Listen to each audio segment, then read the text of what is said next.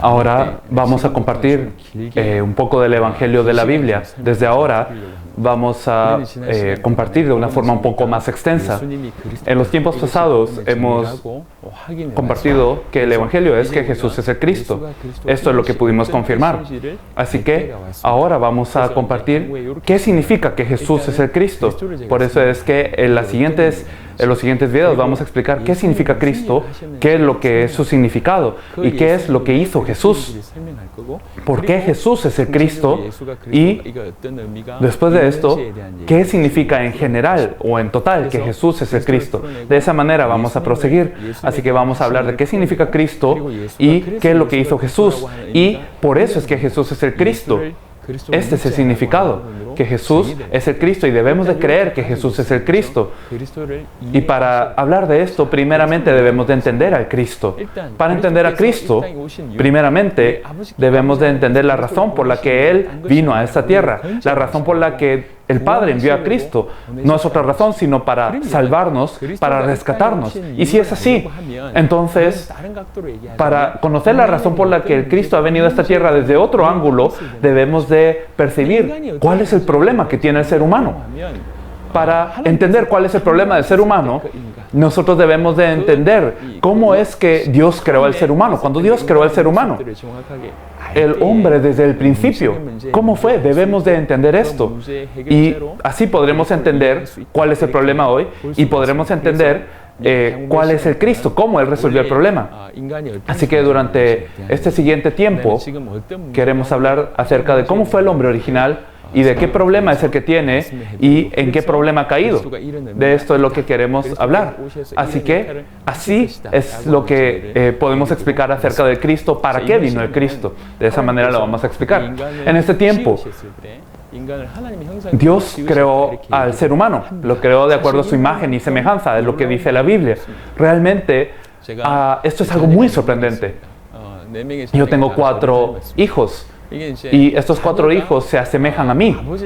El hecho de que los hijos se asemejen al Padre, el hecho de que los hijos realmente muestren cómo es el Padre, es algo muy sorprendente. El hecho de que seamos creados a imagen y semejanza de Dios, uno puede decir, bueno, el hombre tenía estas bendiciones, las siguientes bendiciones, pero realmente el hecho de que el hombre fue creado a imagen de Dios, todas las demás cosas son secundarias, son de apoyo, pero algo que es muy importante es que el hombre no podía ser separado de Dios, que tenían esa relación, que el hombre estaba conectado a Dios, que estaba ligado a Dios. Eso era la más grande bendición. El hecho de que el hombre fuera imagen y semejanza de Dios, también podemos decir que viendo al hombre, la creación podía ver a Dios.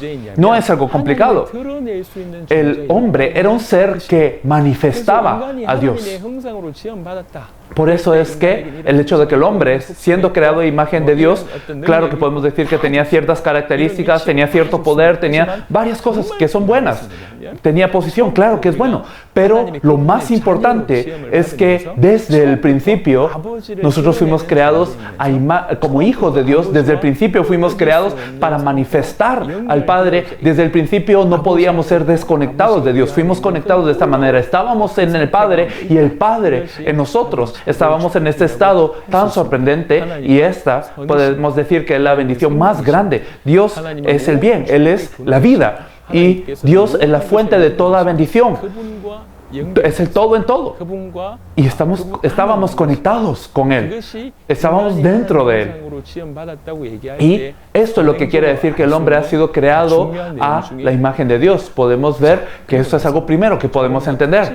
Bueno, después de esto, podemos hablar de ciertas características. El hombre fue creado a imagen de Dios. Entonces, ¿qué quiere decir esto? De una forma un poco más. Podemos ver, así como lo dijimos un poco antes, en Génesis 5:3 expresa así que Adán a los 130 años tuvo a Set, que fue a su semejanza, a su imagen. Esto es lo que nos dice el versículo. Así que, si conectamos este versículo a Génesis 1:26 a 28, vemos que Dios creó al hombre a su imagen y a su semejanza. Cuando Adán tuvo a Set, fue de acuerdo a su semejanza según su imagen. Así es como tuvo a Set. Si nosotros vemos esa estructura, vemos que lo mismo aplica a Génesis 1, 26 a 28. Vemos que cuando Dios creó a Adán fue a su imagen y a su semejanza. ¿Qué quiere decir esto? Quiere decir que desde el principio no solamente fue alguien parecido a Dios, sino que fue creado como hijo de Dios desde un inicio. En Mateo y en Lucas nosotros vemos las genealogías.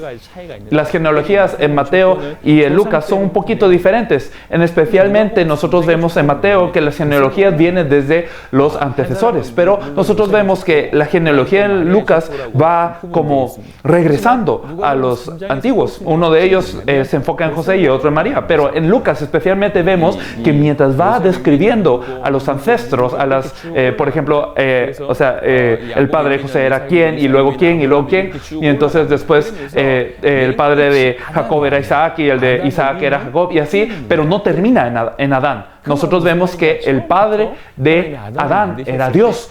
Es decir, que desde el principio, cuando Dios creó a Adán, lo creó como hijo. Cuando nosotros fuimos creados como hijos de Dios, entonces vemos que hay varias bendiciones, pero lo más importante es que desde el principio fuimos creados como hijos de Dios. Nosotros que somos hijos tenemos la imagen de Dios. Por eso es que podemos manifestar, no hay otra opción que manifestar a Dios. Y al mismo tiempo es que estamos conectados como hijos y padres. De una manera muy cercana estamos conectados. Él es la fuente de todo bien, de toda bendición. Él es el todo en todo. Estamos conectados con Él, que es todo en todo. Esa es la mayor bendición que el hombre tuvo. Claro, que cuando fuimos creados a la imagen de Dios hay puntos más específicos. Esto los podremos describir en el siguiente tiempo.